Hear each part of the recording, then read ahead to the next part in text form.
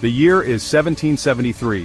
The world is on the brink of monumental change and the American colonies are at the heart of it. 13 colonies cling to the eastern edge of a vast continent. These settlements, though small, are bustling with activity and ambition.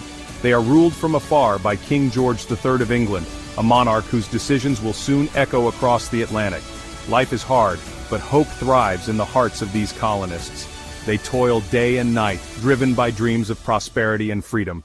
They built a new world from wilderness, transforming forests into farms and settlements. They value freedom and self-reliance, gathering in town halls to discuss their future and train militias to protect their homes. But a storm is brewing, tensions are rising, and the winds of change are beginning to howl. The relationship between the colonies and their mother country is strained. British soldiers patrol the streets, a constant reminder of distant rule. The colonists cherish their liberty. They gather in town squares, celebrating their hard-won freedoms and discussing their rights. They resent the heavy hand of the king and his parliament across the ocean. Each new tax and regulation feels like an unjust burden. Every tax, every new law, feels like a tightening grip. The colonists debate late into the night, seeking a path to a future where they can govern themselves. The colonists had a long-held belief: no taxation without representation. This phrase became a rallying cry for the American colonists who felt deeply wronged by the British Crown. They were being taxed heavily on everyday items like paper, tea, and glass, yet they had no say in the British Parliament. This lack of representation was seen as a fundamental injustice. They believed they should not be taxed by the British Parliament if they had no elected representatives in it.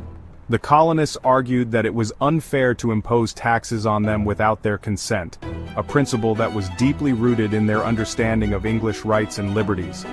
This cry echoed through the streets of Boston, where passionate speeches and heated debates took place in town halls and public squares.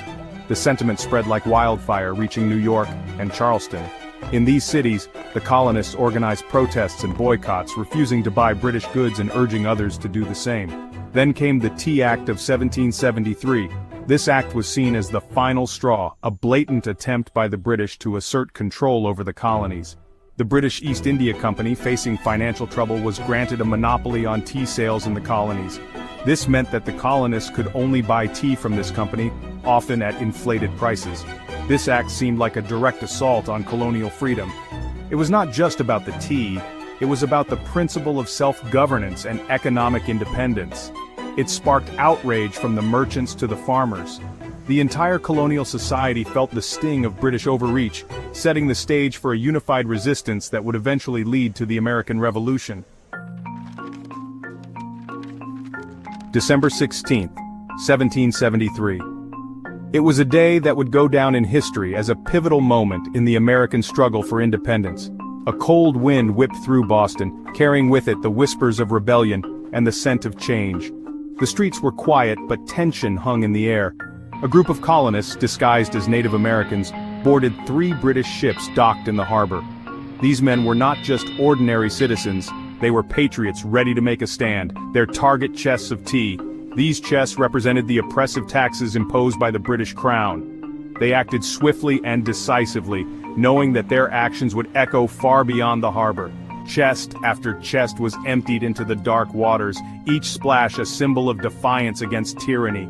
The air was thick with the smell of tea and defiance. The colonists knew that this act would not go unnoticed. This was no mere act of vandalism, it was a powerful message sent across the Atlantic. It was a declaration that they would no longer tolerate injustice. The colonists were willing to fight for their rights, to stand together against oppression, and to pave the way for a new nation built on the principles of freedom and equality. News of the Boston Tea Party reached London. The King and Parliament were furious. They saw this act as open rebellion.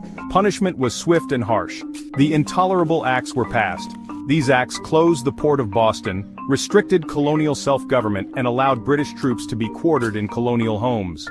The message was clear: Britain would crush this rebellion. The colonists, however, refused to be intimidated. The seeds of revolution had been sown.